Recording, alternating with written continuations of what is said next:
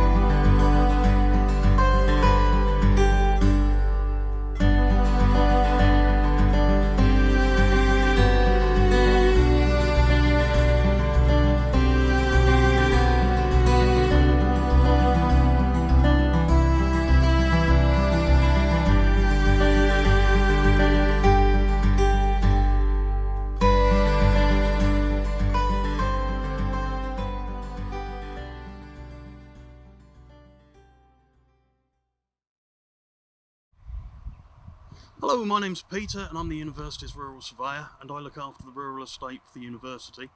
The estate itself extends to about 850 hectares, of which we farm 600 hectares. We've got 100 hectares of commercial and amenity woodland, and we let out about another 150 hectares to a variety of local farmers, businesses and organisations for a variety of commercial, amenity and agricultural uses. We've got a lot of stakeholders on the estate and there's a lot going on. The main land user is the university farm, which is a place where food is produced and the vets of tomorrow are trained. But the estate also forms a living and breathing laboratory where researchers from the university work.